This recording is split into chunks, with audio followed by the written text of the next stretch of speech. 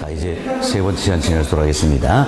네, 저희는 지난 시간에 상업 입진원에서 이야기를 드렸었죠. 상업 진원도 여러 가지가 있습니다. 그 중에 이번 과에서는 세 가지를 말씀드렸어요. 먼저 레일리의 소매인력 법칙, 컨버스의 분기점 모형, 허프의 확률력 상권 모형, 이 세 가지를 말씀드렸는데, 소매인력 법칙, 분기점 모형이다. 이번은 다 설명드렸어요. 이때 레일리의 소매인력 법칙이나 컨버스 분기점 모형은 뭡니까? A와 B, 즉 두 도시나 두 상점을 가정한다는 이야기예요. 따라서 구매 기준이 여러 군데 대도시엔 적용되는데 한계가 있다. 이를 보완 발전시킨 게 바로 뭡니까? 허프의 확률적 상권 모형이다. 되겠습니다. 그래서 이번 시간은 허프의 확률 상권 모형 이분 말씀을 좀 드리는데, 허프의 이 모형도 불리는 이름이 아주 다양합니다.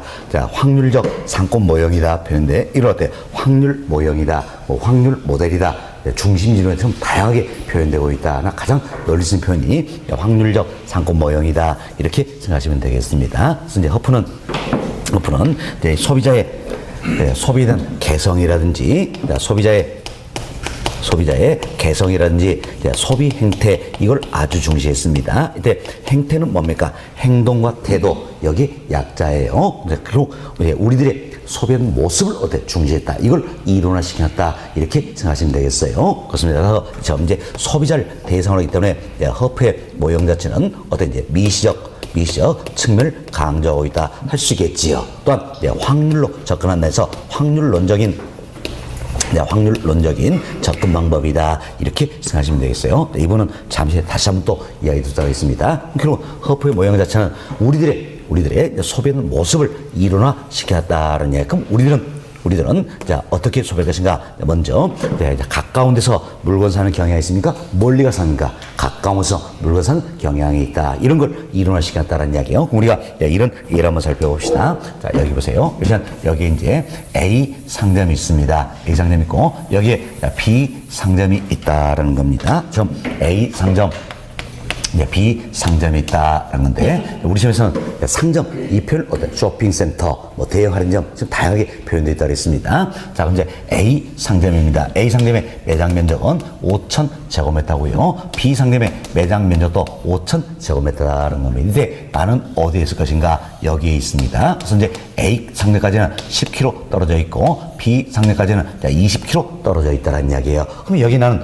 물건 사러 어디를 갈 것인가? 자, 잘 보세요. 허프에 한다면 매장의 면적, 규모가 같다는 이야기예요. 매장의 규모가 같다면 쉽게 이상하세요. 취급하는 품목이 똑같다는 이야기예요. 그럼 동일한 품목을 취급하고 있는데, 근데 나는 물건 사러 가까운 곳으로 합니까? 멀리 갑니까? 가까운 곳으로 간다 할 수 있겠지요. 그래서 이 경우에는 어떤지 이 경우는 A 상점으로 물건 사러 간다 할 수 있겠죠. 따라서 A 상점이 여기는 고객을 요인하게 된다. 이렇게 생각하시면 되겠습니다. 다음은 이 경우를 한번 봅시다. 자, 여기에 A 상점이 있고요. 여기에 B 상점이 있다라는 겁니다. 이때 A 상점의 매장 면적은 5,000제곱미터 되어 있고, B 상점의 매장 면적은 20,000제곱미터다라는 이야기인데, 나는 어디에 있을 것인가? 정확히 중간점에 있다라는 이야기예요. 그래서 A까지도 10km 떨어져 있고, B까지도 10km 떨어져 있다라는 이야기예요. 이때 물건 사러 어디로 갈 것인가? A점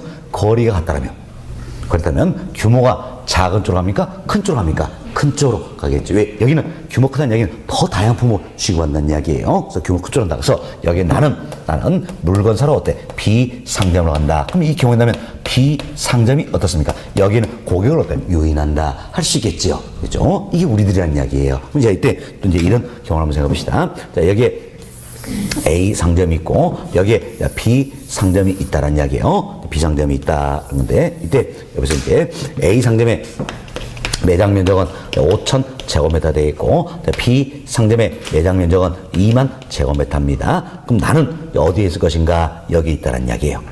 여기에 있다. 그래서 A 상점까지는 10km, B 상점까지는 20km 떨어져 있다는 이야기예요. 이때 여기 나는 물건 사러 이제 어디로 갈 것인가 생각을 해보자는 이야기예요. 어디로 갈 것인가. 그런데 먼저 우리 이분 살펴봅시다.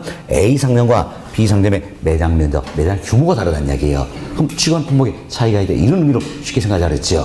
그래서 이제 A 상점에서는 상대로 매장의 규모가 작습니다. 그래서 이제 우유라든지 담배, 맥주 이 같은 편의품을 취급하고 있다는 이야기예요. 이에 비해서 B 상점은 매장 규모가 더 크다는 이야기. 더욱더 다양한 품을 취급한다 이 생각하시면 되겠어요. 그래서 이제 우유, 담배, 맥주 이런 편의품뿐만 아니라 냉장고라든지 디지털 TV 이런 선매품도 취급을 하고 있다는 겁니다. 근데 그래서 이제 여기 내가 단지 우유만 사러 갑니다. 그럼 우유만 사러 갈 때는 굳이 멀리까지 갈 필요 있어요, 없어요? 없잖아요. 어디로 갑니까? A 상점으로 물건 사러 간다라는 겁니다. 자, 다음 여긴 내가 냉장고 사러 갑니다. 그럼 냉장고는 A 상점 갈 필요 있어요, 없어요? 없잖아요. 취급하지 않기 때문에. 그럼 뭘 들어도 어디로 가야 됩니까? B 상점 가야 되겠지요. B 상점으로 가야 한다. 결국은 여긴 나는 경우에 따라서는 물건 사러 A 상점 갈 수도 있지만 B 상점 갈 수도 있다는 이야기예요.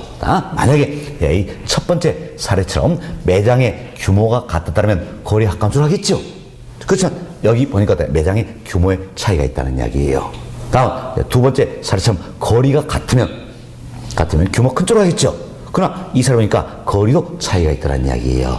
라는 겁니다. 그래서 여기 나는 경우에 따라서는 A 상점으로 가기도 하고 경우에 따라서는 B 상점으로 물건 사러 가기도 한다는 겁니다. 결국 A 상점도 여기는 고객을 유인할 수 있고 B 상점도 여기는 고객을 유인할 수 있다 할 수 있겠죠. 사실 A 상점은 매장의 규모가 작아서 비교적 취급하는 품목이 단순하다는 이야기예요. 그렇지만 거리가 가깝기 때문에 고객을 유인할 수 있는 것이고 B 상점은 비록 거리는 멀어도 매장 규모는 더 크다는 이야기. 그래서 더욱더 다양한 품목을 취급했으니까 고객을 유인할 수 있다는 겁니다. 그런데 이 차례라면 A 상점도 B 상점도 고객을 유인할 수 있다는 거죠. 그렇죠?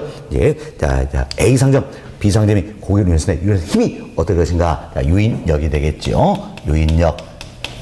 자, 유인의 힘은 역시 유인한다. 잡아당긴 데서 뉴턴 중력을 활용하는 겁니다. 그래서 어떻게 결정됩니까? 크기에 비례한다. 그리고 거리에 제곱에 반비례한다. 이 원리를 활용하는 겁니다. 이 원리를 활용하는데 이때 허프는 크기를 뭘로 보는 겁니까? 매장의 면적이다. 매장의 규모다. 이렇게 보시면 되겠습니다. 그리고 레일리와 다른 점이 있지요. 허프는 거리 마찰계수라는 개념을 도입했습니다.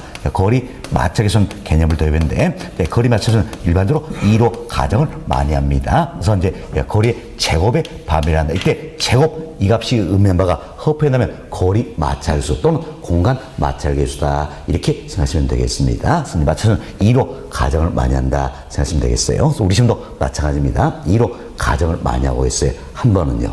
출제자가 잘난 척 좀 했습니다. 그래서 그때 2로 안 하고 다른 걸 바꿔치겠어요. 그래서 그때 문제 오류를 범해버렸죠. 그래서 그때 보기 1번 5까지 모두가 정답 처리된 있어요. 그 다음부터는 잘난 척 안 합니다, 이제. 모두가 거리 맞추는 2로 출제가 되고 있다 생각하시고, 일반적으로 거리 맞추는 2로 가정을 많이 하고 있다. 이렇게 생각하시면 되겠습니다. 좋습니다. 이 값은 거리 마찰계수를 의미한다 생각하시고, 우리가 이걸 공식으로 나타내고자 하는 이야기예요. 나타내는데, 자, 우리 지난 시간에도 배웠습니다. 한쪽은 비례하고 한쪽은 반비례면 당연히 이때 분모, 분자율 관계가 되겠다 할 수 있겠죠. 그래서 공식 표현, 자, 유인력은 자, 어떻게 표현됩니까? 거리 마찰계수를 2로 가져간다면 거리의 제곱분의 크기가 된다 할 수 있겠죠. 거리 제곱분의 크기가 된다 이렇게 보시면 돼요. 그래서 이 공식은 반드시 우리가 외우셔야 된다 이렇게 말씀을 드렸지요. 자, 말씀드렸는데 이제 우리 약간의 비교를 한번 해봅시다. 레일리의 소매 인력 법칙, 허프의 황소구모양 다 마찬가지입니다. 뉴턴의 중력을 활용하기 때문에 유인력은 어떻게 되십니까? 거리의 제곱분의 크기란 이야기예요. 크기다. 그래서 이제 두 모형 모두가 우리는 우리만의 비법 이 공식을 활용하는 겁니다. 그런데 여러분이 여기서 이제 이걸 생각하시면 되겠어요. 레일리의 소매인력 법칙 여기서는 크기를 뭘로 고려했습니까? 인구수 이걸 고려했던 이야기예요. 그리고 레일리였다면 거리 맞춰서 이런 개념이 없었어요. 그죠? 그래서 거리의 제곱이다 생각하시면 되겠습니다. 그렇지만 허프는 조금 차이가 있지요. 크기를 뭘로 고려합니까? 매장의 면적, 매장의 규모다 이렇게 생각하시면 되겠습니다. 그리고 여기는 제곱 이 값이 있죠. 이 제곱 이게 의미한 바가 허프에 나면 뭐가 되는 겁니까? 거리 마찰계수가 되겠다 이렇게 보시면 되겠어요. 거리 마찰 계수가 된다 이렇게 생각하시면 되겠습니다. 그래서 거리 마찰계수는 일반적으로 2로 가정하기 때문에 거리의 제곱이다 이렇게 표현하는 겁니다. 만약에 거리 마찰계수가 3이라면 이제 거리의 3승이다 할 수 있겠죠. 거리 맞춰서 사면 뭡니까? 거리의 4승이다. 이렇게 생각하시면 되겠어요. 그래서 근본적으로 유인력은 어떻게 한다? 거리의 제곱분의 크기다. 이 생각하시고 레일리와 허프의 약간의 차이가 있다. 이렇게 이해를 좀 해놓으시면 되겠습니다. 우리가 이는 또 이사지도 알 수 있겠죠. 이제 크기가 크면 클수록 어떻습니까? 유인력은 커진다는 이야기지요. 자, 다음 거리는 멀수록 가까울수록 유인력은 커진다라는 것에서 크기에 비례하고 거리 맞춰서 2로 하자면 거리 제곱에 반비례한다. 이렇게 생각하시면 되겠어요. 그리고 여러분도 쉽게 잘 생각나면 이런 생각하세요. 자, 허프 딱 나오면 우리 뭘 떠납니까? 호프집 이거 생각하시냐? 호프집. 아, 허프나. 그래서 호프 딱 생각하고 호프집 갈 때 어디로 갑니까? 규모가 큰 데로 가죠. 거리는 어때? 가까운 데로 간다는 이야기예요.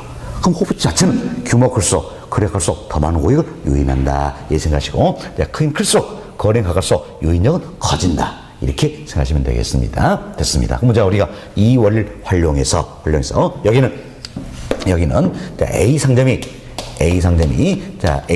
여기 고객을 얼마나 유인할 것인가 확률을 한번 구해보자라는 겁니다. 그런데 이 사례 보니까 A도 여기는 고객을 유인할 수 있고 B 상점도 여기는 고객을 유인할 수가 있다는 이야기예요. 그래서 먼저 우리는 이제 A 상점, B 상점의 유인력을 계산해야 되겠죠. A 상점의 유인력 계산합시다. 자, 거리 맞춰서는 2로 가정합니다. 2로 하자면 이제 자, 거리 얼마입니까? 10이죠. 10에 거리 맞춰서 2다.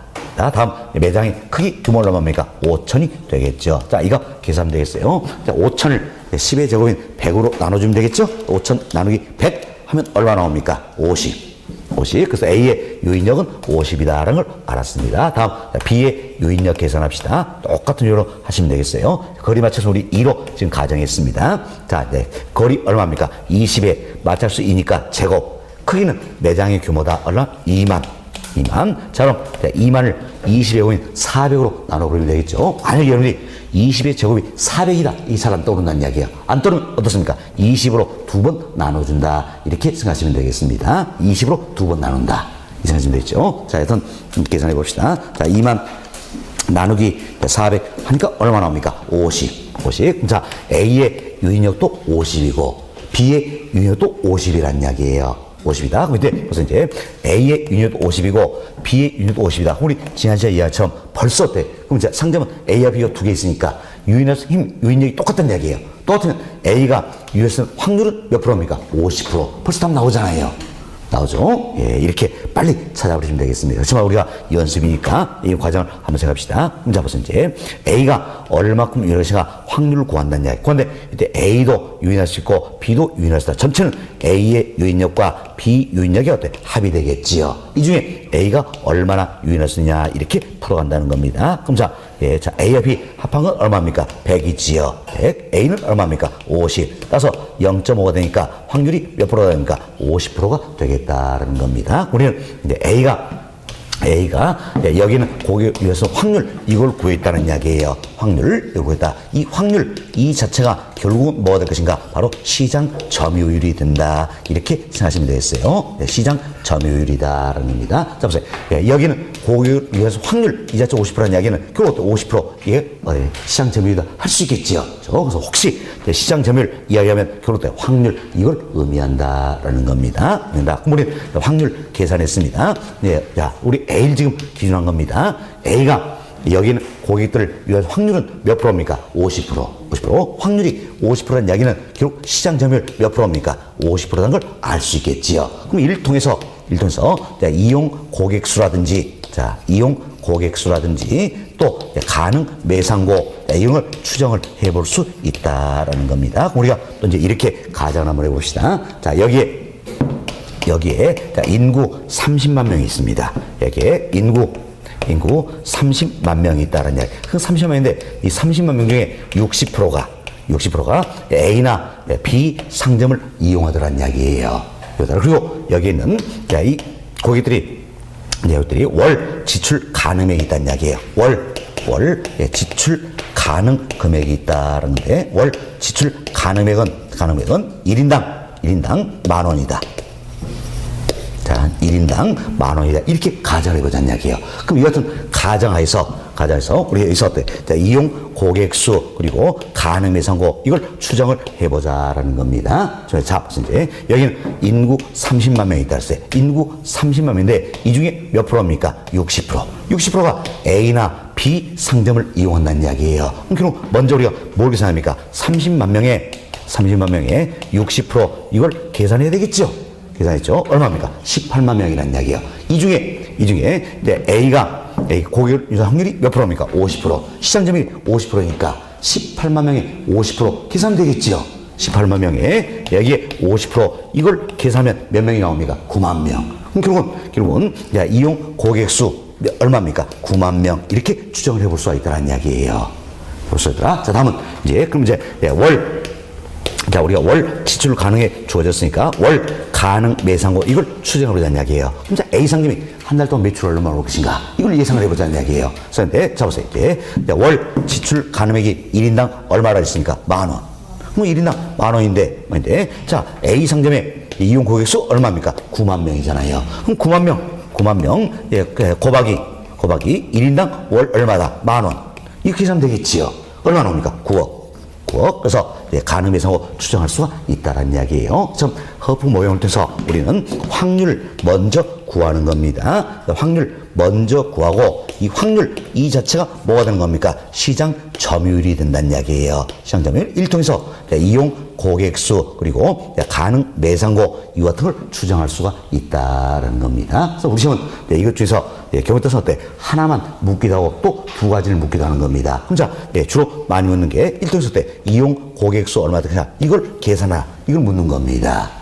묻는 거예요. 그럼 이걸 묻는다는 이야기는 결국 확률 시장 점유율 먼저 구해야 되겠죠? 또 경우에 따라서는 이 두 가지를 옳게 나열된 거 찾기 이렇게 물어봅니다. 또 지난 시험은 하도 많이 내보니까 지난 시험은 바꿔가지고 자 확률 이게 시장 점유율이 되겠죠? 시장 점유율과 어때 가능 매상고 이 두 개 옳게 연결 찾기 이렇게 문제를 물어본다는 이야기예요. 하지만 어려운 거 전혀 없다는 이야기예요. 우리는 항상 우리 시험 기사문이 나오면 패턴은 똑같습니다. 숫자만 바꿔치기니까 이 패턴 어때? 이해하면 얼마든지 풀 수 있는 유형이다. 이렇게 생각하시면 되겠어요. 예를 들어서 우리 공식을 외워놓자는 이야기예요. 공식은 어떻게 외워졌습니까? 요인력은 거리의 제곱분의 크기다. 이때 제곱은 뭘 이야기한다? 거리 마찰계수다. 이것만 생각하시면 어때? 우리 식 활용할 수 있겠죠? 여기서 구하는 연습이 좀 되시면 되겠다. 이렇게 보여집니다. 됐습니다. 자, 여기서 우리는 이제 허프 모형을 떼서 확률 구하고 이 확률 예를 통해서 시장 점유율 알 수가 있겠지요. 다시 이용 고객 수한지 가능 매상고도 추정할 수 있다. 결국 확률로서 풀어간다는 이야기예요. 그래서 허프의 모형을 이름을 뭐라고 쳤습니까? 확률적 상권 모형이다. 이렇게 표현했다는 겁니다. 확률을 풀어서 확률론적인 접근 방법이다. 이렇게 표현하는 것이다. 생각하시면 되겠습니다. 됐습니다. 다음은 그럼 이제 2번 한번 살핍시다. 이때 우리가 확률 몇 프로입니까? 50% 계산했잖아요. 확률 50%를 계산했습니다. 이 확률에 영향을 미치는 요인들을 허프는 세 가지로 가정하고 있다는 이야기예요. 자, 먼저 우리 확률 50% 계산인데 A의 요인력, B의 요인력 알아야 되겠죠? 그럼 A와 B의 요인력 결정한 요인은 바로 뭡니까? 여기 있네요. 거리, 상점과 거리, 상점의 어때? 크기. 이 자체가 어때? 당연히 영향 미치겠죠? 그리고 자 우리가 A를 기준하면 경쟁 상점의 B입니다. 그렇죠? 그럼 경쟁 수 이 자체도 영향을 미치게 된다는 겁니다. 그래서 허프에 되면 이제 확률에 영향을 미친 요인은 세 가지로 가정하고 있다는 이야기예요. 뭐가 있습니까? 상점까지의 거리, 상점의 크기, 경쟁 상점의 수 이렇게 생각하시면 되겠습니다. 그럼 우리가 또 이런 예를 한번 들어봅시다. 자, 지금 우리는 여기는 A와 B 두 개의 상점이 있다 가정했잖아요. 가정인데 또 우리가 이런 경우 있겠죠. 자, 자 소비자인 이곳으로부터 사실 B 상점보다 더 멀리 떨어져 있다는 이야기. B 상점보다 더 멀리 떨어져 있어요. 더 멀리 떨어졌는데 B 상점보다 더욱더 규모가 어때? 크더라는 이야기예요. 더욱더 규모가 크더라. 그럼 더욱더 매장의 규모 큰 C 상점이 있다는 이야기예요. 그럼 밑에 규모가 더 크다는 이야기는 더 다양한 품목을 취급한다는 이야기잖아요. 따라서 여기 있는 고객들은 물건 사러 C 상점 경우에 따라서 갈 수 있어요, 없어요? 있지요. 그럼 이때는 시상점도 때 고객을 유인한다는 이야기예요. 그럼 이 경우를 가져간다면 우리 확률은 어떻게 구하면 되겠습니까? 전체는 A의 유인력, B의 유인력, C의 유인력을 합한 값이 전체가 되겠지요. 그리고 우리 A를 기준하면 A가 얼마나 유인할 것인가? A의 유인력이다. 그래서 A가 유인해서 확률을 찾을 수가 있다는 겁니다. 자, 그러면 여기 보니까 어떤 이제 자, 우리 A 기준으로 했을 때 어떤 경쟁상용 수 이 자체도 확률에 영향 미칠 수 있어요, 없어요? 있다. 이렇게 생각하시면 되겠어요. 그리고 또 우리가 이제 이 내용을 살펴보니까 어때 구매 중심점이 여러 곳에 있는 이것은 대도시 여기도 적용할 수 있어요, 없어요? 있다는 이야기지요. 있다. 그래서 이 레일리와 컨버스의 문제점을 어때 해결하고 있다. 그래서 허프의 황상권 모형이다. 허프의 모형 대도시의 쇼핑 패턴을 결정하는 하나의 모형이 된다. 이렇게 생각하시면 되겠습니다. 됐습니다. 이 정도 이해하시면 되겠고, 자 지금까지 저희는 우리 이런 내용을 통해서 이야기한 겁니다. 자, 우리들은 물건 살 때도 가급적 가까운 곳에 가서 물건 산다. 그 얘기죠? 이 같은 소비된 모습을 가지고 지금 어때 이론식에서 이야기를 드린 내용이 있어요. 다음 또 우리가 이런 생각을 해봅시다. 내 집에서 나와가지고요. 내 집 나와가지고 자 2분 거리에 동네 슈퍼가 있다. 편의점이 있다는 이야기예요. 그리고 10분 거리에 이마트가 있다라는 겁니다. 근데 슈퍼는 저차 중심이다. 이마트는 어때? 고차 중심이다. 이렇게 표현하고 있는 겁니다. 이때 여러분들 입장 생각해보세요. 여러분들이면 항상 거리가 가깝다서 슈퍼만 가는 겁니까? 아니잖아요. 경우에선 슈퍼 지나치고 이마트 갈 수 있어요, 없어요? 있다는 이야기예요. 이게 우리들이잖아요. 이걸 허프는 어떻게 표현했느냐? 적당 거리에 고차 중심이 있다면 자, 인근의 저차 중심을 어떻습니까? 지나칠 가능성이 커진다. 이렇게 표현했다는 이야기예요. 이게 우리들이다. 생각하시겠죠? 우리 시험은 이것도 지문형으로 말 바꾸기 위해서 이렇게 출제된 적이 있죠. 이제 적당 거리에 고차 중심이 있더라도 인근의 저차 중심을 어때? 반드시 선택하는 경향이 있다라는 겁니다.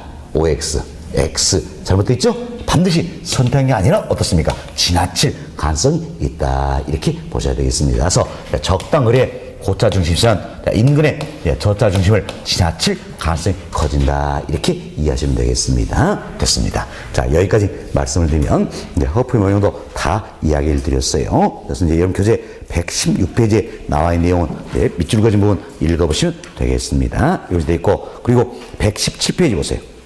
117페이지 보시면 자 8번 문제가 들어있지요. 8번 문제가 들어있습니다. 8번 문제를 어때요? 우리가 응용해서 지금까지 때 설명을 드렸던 내용이다. 이렇게 보시면 되겠죠? 자, 보세요. 자, 시도시 인구 몇 명입니까? 30만 명. 탄소량의 60%가 할인점을 이용한다. 그렇죠? A 도시까지 거리는 10km, 매장 면적 5천. 그죠? B 도시까지 20km, 매장 면적 2만이다. 이 모형 가지고 지금 우리가 설명을 드렸다. 이 생각하시고 교재 보시면서 한 번 더 풀어보시기 바라겠습니다. 자, 이렇게 해서 저희들이 이제 상업 입지론 다 말씀을 드렸어요. 말씀인데 특히 상업 입지론 이발에서는 계산 문제 반드시 대비가 되셔야 된다는 겁니다. 사실 오늘 우리가 말씀 내용 중에서 지대 이론이다. 도시 공간구조 이론이다. 그리고 앞으로 말씀드린 공업 입지론이다. 이런 분들은 지문형으로 출제가 더 많이 되는 겁니다. 그렇죠? 상업 입지론 이에 관해서는 지문형도 물론 출제가 될 수 있게 되는 우리 이론적인 다 이야기했잖아요. 그렇죠? 최근에는 계산 문제 훨씬 더 출제율이 높다는 이야기예요. 최근에는 다 계산 문제였어요. 그래서 반드시 계산 문제 대비가 되셔야 된다. 아시겠죠? 우리 시험은 유형은 항상 똑같아요. 숫자만 바꿔치기 한 것이다. 라는 겁니다. 특히 여기서 여러분들이 레일리의 소매 인력 법칙인지 허프의 확률 상권 모형 이관해서 반드시 대비가 되셔야 된다는 겁니다. 이때 우리 어때 더도 말고 공식 딱 하나만 기억하자 그랬습니다. 공식 하나만 기억하자. 어떻게? 유인력은 어떻게 된다? 거리의 제곱분의 크기다. 이거 생각하시고 레일리에 언다면 크기를 뭘로 본다? 인구수. 그러나 허프와 약간 차이가 있다. 허프는 크기를 뭘로 본다? 매장 규모. 그리고 허프는 거리 마찰은 개념을 도입했다. 그래서 거리의 제곱 할 때 제곱이 뭡니까? 마찰 계수다. 이렇게 생각하시면 되겠습니다. 아시겠죠? 이 공식 꼭 좀 기억을 해주시기 바라겠습니다. 자, 여기서 상업지 다 정리해 드렸고요. 다음 공업 입지로 넘어가도록 하겠습니다. 자, 여러분 교재 123페이지예요. 123페이지 보시면 자, 중간쯤에 6번 챕터 공업지의 입지 선정이다. 소개되어 있죠? 이 부분 설명을 좀 드리도록 하겠습니다. 그래서 이제 공업 공업지다. 네. 자, 공업입지다. 이 같은 경우는 사실 어때? 출제비는 좀 낮은 부분이에요. 낮은 부분이 나왔다. 그럼 바로 뭡니까? 예. 자, 공업입지 이론들과 관련된 부분이 출제가 되고 있는 겁니다. 그래서 이제 공업입지론은 자, 우리 예, 여기 보세요. 우리 지금까지 상업입지론 말씀을 드렸잖아요. 그럼 상업입지론은 뭐였습니까? 네, 상권이 어떻게 형성돼? 이걸 설명하는 모형이 있잖아요. 하면 공업입지론은 예, 공장이 어디에 들어서는 게 최적일 것인가 이걸 설명하는 모형이에요. 모형이다. 그래서 공업입지론 여기도 여러 가지가 있어요. 그런데 우리 시험 나왔다는 네, 배버 이야기입니다. 배버, 네, 배버다 이 생각하시고 네, 배버 이야기를 좀 해설을 하겠습니다. 먼저 네, 배버는 네, 비용 최소화의 원리에 입각하고 있다라는 겁니다. 네, 비용 네, 최소화의 예, 원리에 입각하고 있다. 그래서 네, 비용이 가장 적게 든 점이 공제설 최적의 장소라는 겁니다. 그래서 배버의 공익전 연구를 우리 이름을 뭐라고 짰습니까? 최소 비용이론이다. 이렇게 이름 붙여놓은 겁니다. 비용이 가장 적게 든 점이 공제설 최적의 장소다. 그래서 공구층을 상당히 강조하고 있다 할 수 있겠죠. 자, 이 내용을 좀 더 구체로 이야기를 좀 드립니다. 자, 여기 보세요. 자, 배버의 최소 비용이론이다.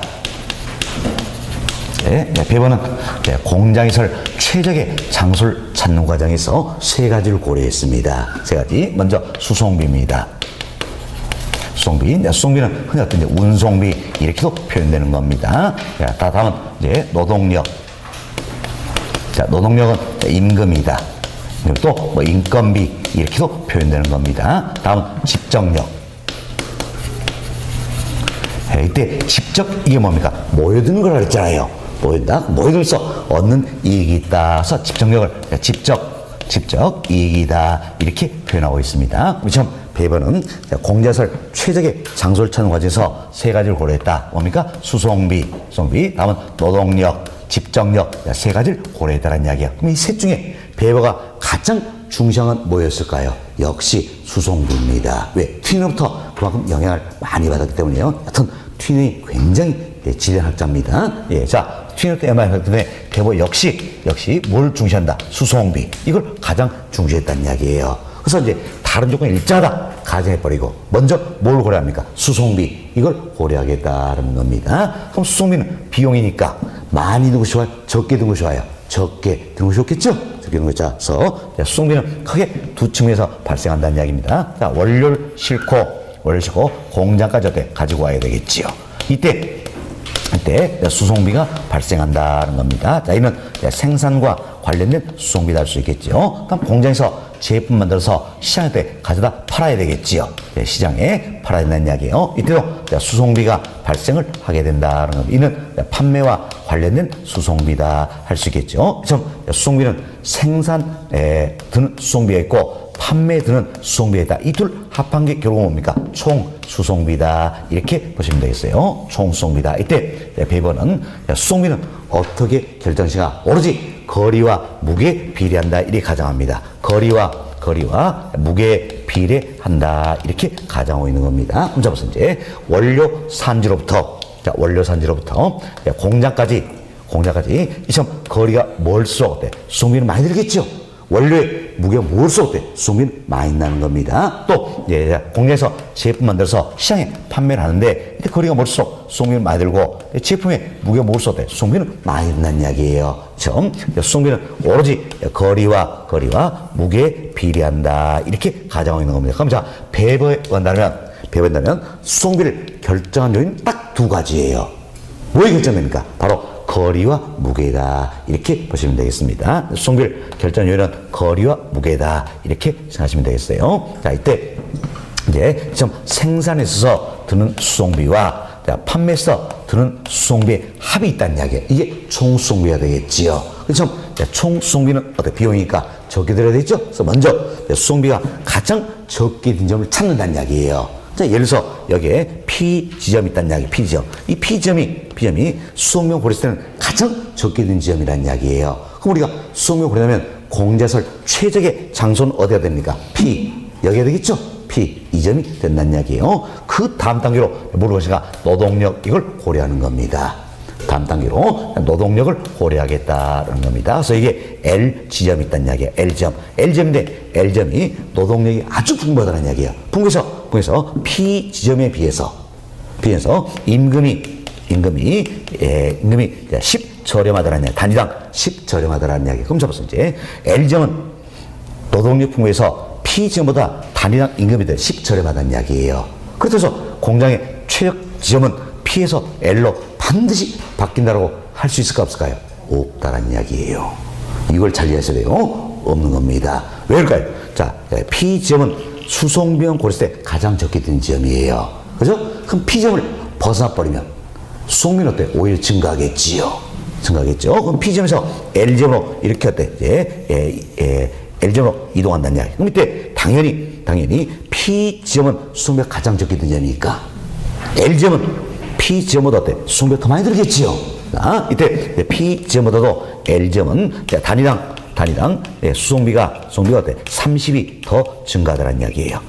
그럼 잡았어요. 이제 이처럼 P 지점에서 L 지점으로 이동하게 되면 수송비는 30 증가한다는 이야기예요. 그렇지만 단위당 임금 어때? 10 저렴하네요.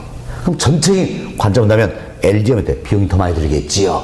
그럼 공장의 최적 입점은 P에서 L로 바뀝니까? 안 바뀝니까? 안 바뀌죠. 오히려 여기가 더 최적이 된다는 이야기예요. 이걸 잘 생각하셔야 되는 겁니다. 반면 이제 P 지점보다도 L 지점이 되면 수송비가 단위당 30이 증가하지만 L 지점이 노동력이 풍부해서 임금이 저렴하다는 이야기여서 P 지점보다도 단위당 50이 저렴하다는 이야기예요. 그럼 이 경우를 가져간다면 전체적인 비용은 어때? P 지점보다 L 지점이 더 적게 들겠지요. 그럼 이때는 L 지점이 어때? 공장에서 최적 입지점이 된다. 이렇게 생각하시면 되겠어요. 결국은 증가하는 수송비를 어떻습니까? 증가하는 수송비 이걸 상쇄시킬 수 있을 만큼 임금이 저렴해야 된다는 이야기예요. 무조건 임금이 저렴해서 최적점이 될 것이 그게 아니라는 이야기예요. 아니다. 증가한 수송비를 상쇄시키는 만큼 임금이 저렴해야 된다는 겁니다. 자, 그 다음 단계로 집정력을 고려하는 겁니다. 집정력은 뭡니까? 모여들면서 얻는 이익이 되겠죠? 그럼 집적 이익은 최소가 돼야 될까요? 최대가 돼야 될까요? 최대. 그렇죠? 얻는 이익이 많아지 그만큼 비용을 더 줄일 수 있잖아요. 그렇죠? 집적 이익은 최대는 지점을 고려해서 공략을 최적의 장소를 찾는 모양이 바로 뭡니까? 배버의 최소 비용 이론이다. 이렇게 생각하시면 되겠습니다. 선생님이 여기서는 먼저 흐름을 정리를 잘 하셔야 되는 겁니다. 흐름 정리하시는데 먼저 뭘 고려했습니까? 수송비. 그래서 수송비가 가장 적게 있는 점을 먼저 찾는다는 이야기. 이게 1단계예요. 1단계다. 그리고 나서 뭘 고려합니까? 노동력을 고려하겠다는 이야기예요. 그래서 증가하는 수송비를 상쇄시킬 수만큼 임금이 저렴한 지점 이걸 찾겠다는 이야기예요. 그래서 3단계로 집정력을 고려한다는 겁니다. 집정력 모여서 얻는 이익이니까 이익은 어떻습니까? 가장 많아야 되겠죠? 이걸 고려해서 공작을 최적의 장소를 찾는 게 바로 배워의 최소비용 이론이다. 이렇게 생각하시면 되겠습니다. 생각하시고 여기 교재 보겠습니다. 교재 봅시다. 123페이지예요. 양울 1번. 공업 입지론이다 소개되는데 별표 하나만 해두시기 바라겠습니다. 양울 1번은 별표 하나만 해두시고, 동물 1번 배버의 최소비용 이론이다. 지금까지 말씀드렸죠. A번 보세요. 2번 배버는 산업 입지에 중요한 것은 수송비, 임금, 집정력 등이 있으며 우리 세 가지 하겠죠. 수송비, 임금은 뭡니까? 노동력이지요. 다음 집정력 등이 있다는 겁니다. 그 중에서 가장 중요한 요소로 보면 뭡니까? 수송비. 다음 B번 보세요. 다른 생산 조건이 동일하면 생산과 판매에 있어 최소 운송비가 든 점이 공장을 어때? 입지한다라는 거죠. 그럼 얘기하겠죠. 다른 일자 다 가자고 뭘 고려했다? 수송비. 그럼 수송비는 두 측면이다. 생산에 있어서 드는 수송비가 있고 판매에서 드는 수송비가 있다니 이 둘 합한 게 가장 적은 지점. 이게 결국 뭡니까? 수송비용 고를 때는 공작을 최적 장소가 된다. 이렇게 생각하시면 되겠습니다. 다음 C번 보세요. 수송비는 원료 제품의 무게, 원료 제품의 수송비는 거리에서 결정된다. 우리 이래 배웠죠. 수송비는 오로지 거리와 무게 비례한다 가정했습니다. 그리고 수송비를 결정 요인은 딱 두 가지죠. 뭡니까? 거리와 무게다. 이렇게 생각하시면 되겠습니다. 자, 이 정도 보시고 다음 페이지 넘어갑니다. 124페이지예요. 상단에 디귿번 봅시다. A번 보세요. A번. 자, 최소 운송비 지점이다. 뭡니까? 수송비가 가장 적게 있는 지점이지요. 그래서 원료의 운송비와 제품의 운송비 합이 최소인 지점이다 할 수 있겠지요. B번. 자, 저렴한 노동력 지점은 운송비 증가폭을 노동비 절감으로 상쇄시킨 지점이다. 자, 우리가 여기서 2단계 이야기한 부분이에요. 자, 1단계는 수송비가 가장 적긴 지점 찾는 거죠. 2단계 뭡니까? 증가하는 수송비를 상쇄시킬 수만큼 임금이 저렴한 지점을 찾는다는 이야기예요. 그리고 C번 두 번째로 보세요. 직접 이익이 발생하는 지점, 이걸 고려하겠다. 이렇게 보시면 되겠어요. 자, 이 정도 이해하시고 10번 문제 한번 봅시다. 자, 10번 문제 보세요. 자, 배보의 공업 입장 설명으로 들린 것은 보기 1번. 자, 생산자는 합리적 경쟁이다. 이렇게 가정하는 겁니다. 가정은 중요한 게 아니에요. 다음 2번 봅시다. 자, 최소 비용으로 제품을 생산할 것을 최적 입지로 온다. 맞잖아요. 비용이 가장 적게 드는 지점이라고 그랬습니다. 3번 기업의 입지 요인으로 수송비, 인건비, 직접 이익을 제시했다. 우리 세 가지 있었죠? 수송비, 다음 인건비는 뭡니까? 노동력, 다음 직접 이익은 뭡니까? 집정력, 이걸 제시했다. 그래서 맞는 표현이 되겠습니다. 다음 4번 보세요. 기업은 수송비, 인건비, 직접 이익 순으로 이렇게 되어 있죠. 여기까지 끊어보세요. 끊어보시고 우리가 자, 단계를 1단계가 뭡니까? 수송비가 가장 적게 있는 점이다. 다음 2단계 뭡니까? 증가하는 수송비를 상쇄시킬 만큼 임금, 인건비가 저렴한 지점이다. 3단계 뭡니까? 직접 이익을 최대로 얻을 수 있는 점이다. 그래서 수송비, 인건비, 직접 이익 순으로 여기까지 맞는 표현이에요. 그 다음 보세요. 그 다음 보시면 각 요인이 최소화된 지점이 있잖아요. 여기가 잘못되어 있지요. 자, 보세요. 먼저 1단계에서 수송비는 뭡니까? 최소화된 지점이 할 수 있잖아요. 그럼 2단계에서 노동력, 즉 인건비가 최소화된 지점이다. 단지 이렇게 표현할 수 있어요? 없어요? 없다라는 겁니다. 왜? 이 단계는 뭡니까? 증가한 수송비를 상쇄시킬 만큼 임금이 저렴했다는 이야기예요. 그래서 이게 상당히 좀 까다로운 내용이에요. 그러나 이걸 연상을 못할지라도 다음 3단계 뭡니까? 직접이익. 직접이익은 최소입니까? 최대되는가? 최대. 그럼 무조건 잘못된 지문이다. 알 수 있겠죠? 그래서 4번 뒷지문이 잘못되어 있다. 이렇게 보시면 되겠습니다. 다음 5번입니다. 5번. 자, 5번은 자, 여기 보세요. 먼저 우리가 예상을 해봅시다. 자, 수송비가 가장 적게 된 점이 P지점이라는 이야기예요. P점. 그럼 P점을 벗어나면 당연히 수송비는 어때? 증가한다. 할 수 있겠지요. 증가한다. 그럼 P점을 벗어서 수송비 증가 폭이 동일한 점을 찾아본다는 이야기예요. 자, 그럼 A점에서 이렇게 벗어났을 때, 이때가 어때? 이 점이 수송비가 어때? 10원이 증가되는 지점이라는 단위당. 또 여기서는 자, 이 점이 단위당 수송비가 때 10원이 증가한 지점이라는 이야기. 다음 또 여기서는 자, 이 점이 단위당 수송비가 때 10원이 증가한 지점이라는 이야기예요. 이처럼 P점을 벗어났을 때 수송비는 당연히 증가하겠죠. 증가하는 수송비 폭 이 자체가 같은 점들을 어떻습니까? 연결시켜서 이렇게 곡선으로 나타내볼 수가 있다는 이야기예요. 이 곡선을 배보는 뭐라고 했느냐? 등 비용선 이렇게 표현한 겁니다. 등 비용선이다. 자, 등이 뭡니까? 같다는 이야기죠. 같아서 비용이 같게 드는 지점이다. 등 비용선 이렇게 표현하고 있다. 이게 이제 5번 지문이에요. 5번 지문 한번 보세요. 자, 최소 수송비 지점으로부터 이 자리 보니까 어떨까? P가 되겠죠? 네, 최소 수송비 지점부터 기업이 입지를 바꿀 경우 이에 따른 추가적인 수송비 부담액이 자, 추가니까 이 사를 보니까 10이죠? 10. 예, 자, 동일한 점을 이쯤 연결한 곡선이다. 이 곡선을 뭐라고 했습니까? 등 비용선이다. 이렇게 표현했다는 이야기예요. 그래서 앞지문 등 비용선 나와 있죠? 맞는 표현이다. 할 수 있겠네요. 그래서 자, 10번 문제 틀리면 그러니까 답은 몇 번입니까? 4번. 이렇게 보시면 되겠습니다. 역시 우리 시험 출제했던 기출 문제예요. 여러분이 우리 교재에 나와 있는 문제들은 대부분 기출 문제다. 이렇게 생각하시면 되겠습니다. 자, 이렇게 해서 저희들이 이제 공업 입지론 여기까지 다 맞춰드렸어요. 자, 여기까지가 이제 입지론 내용이 되어 있고 우리 교재 2장 시장과 공간구조론 관련된 내용이 되겠습니다. 이 내용도 이론적인 내용 다 말씀을 드렸습니다. 다 말씀드리니까 여러분 교재 145페이지로 넘어갑니다. 145페이지 보세요. 145페이지 하여튼 이제 2장 마무리하면서 문제들이 들어있죠? 역시나 기출 문제들이에요. 그래서 이제 제가 찍어드린 문제만 풀어보시면 되겠습니다. 6번 풀어보세요. 6번. 자, 6번은 레일리의 소멸 법칙이죠? 우리 한번 풀었습니다. 똑같은 요령 한번 풀어보시기 바랍니다. 다음 7번 풀어보세요. 7번은 허프 모형입니다. 똑같은 요령 푸시면 되겠어요. 자, 다음은 147페이지 9번 네, 그리고 10번 이렇게만 좀 풀어보시기 바라겠습니다. 아시겠죠? 자, 4문제 더 풀어보시기 바라겠고요. 자, 다음은 여름교재 148페이지로 넘어갑니다.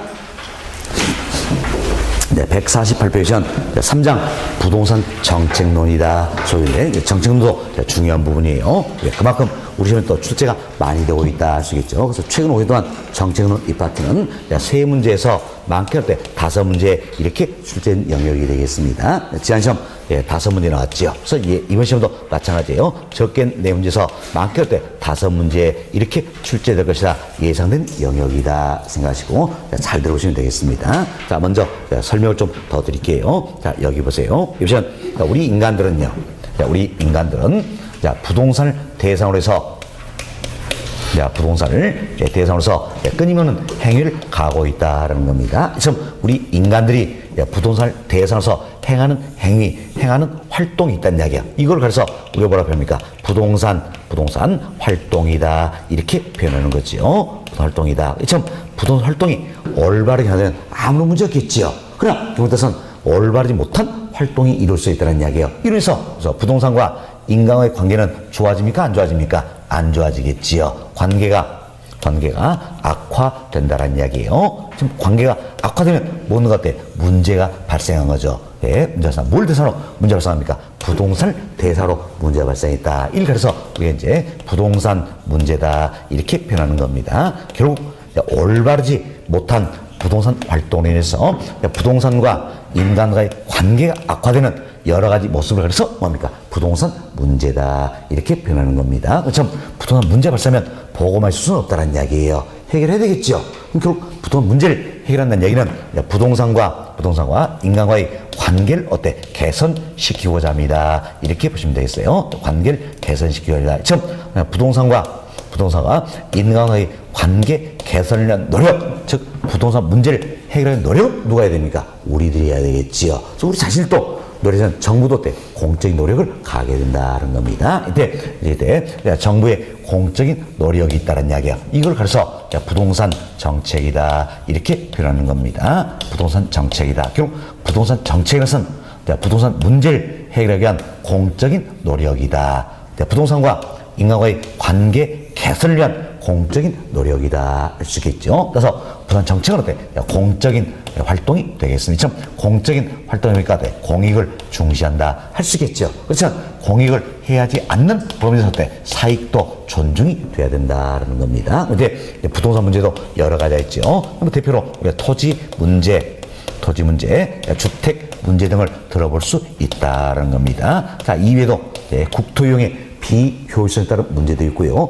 거래서 물량 문제 등등이 있더라. 크게 우리가 토지 문제, 주택 문제 들어볼 수 있더라. 그럼 부동산 문제를 해결하는 공적인 노력이 뭡니까? 부동산 정책이 된다. 그래서 토지 문제를 해결하기 위한 공적인 노력이 바로 뭡니까? 토지 정책이 되겠고, 다음 주택 문제를 해결할 공적인 노력이 뭡니까? 주택 정책이 되겠다. 또한 토지 문제, 주택 문제 이를 해결하기 위해서 조세 정책도 활용이 되고 있다라는 겁니다. 참 정부의 대표인 부동산 정책은 뭐가 있습니까? 토지 정책, 주택 정책, 조세 정책 등이 있다라는 겁니다. 이것은 정책들은 각종 법령을 근거로 해서 시행이 되고 있다 이렇게 보시면 되겠습니다. 근데 여러분 이제 보세요. 정부가 부동산 정책을 시행한다는 이야기야.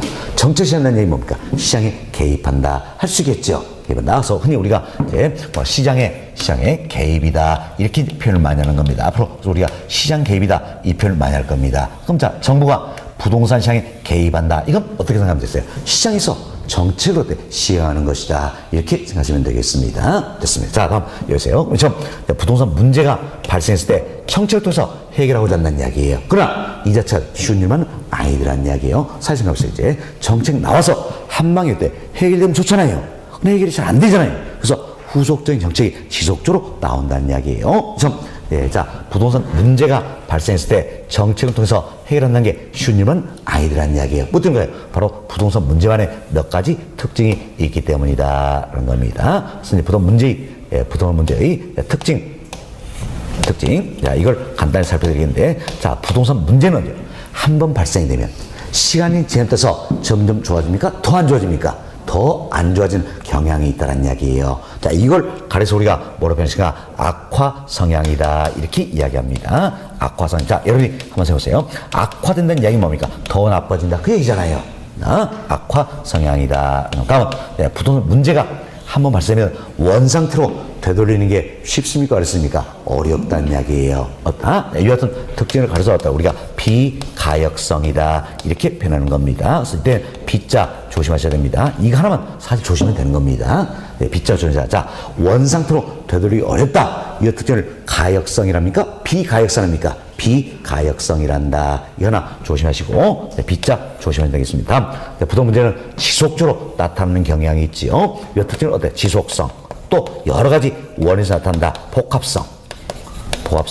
따라서 해결 수단도 다양하다는 이야기예요. 해결 수단의 다양성. 자, 이 같은 부동산 문제만의 몇 가지 특징들이 있더라는 이야기예요. 이 특징에서 내 정책을 통해서 해결한다는 게 쉬운 일만은 아니다. 이렇게 생각하시고 딱 하나만 조심하자. 원상태로 되돌리기 어렵다. 이 특징을 가역성이랍니까? 비가역성입니까? 비가역성이란다. 이렇게 생각하시면 되겠어요. 자, 그래서 저희들이 이제 부동산 문제와 부동산 정책, 아주 기본적인 내용 개괄적으로 설명을 좀 드렸어요. 이 내용은 우리 교재는 안 나와 있지만, 뭐 이런 정도는 한번 좀 들어보셔도 괜찮네요. 해서 말씀을 드린 겁니다. 됐습니다. 자, 여기까지 말씀을 드리고요. 다음 시간에 우리 교재에 나와 있는 내용 살펴서 더 구체적으로 설명드리도록 하겠습니다. 쉬우셨답니다.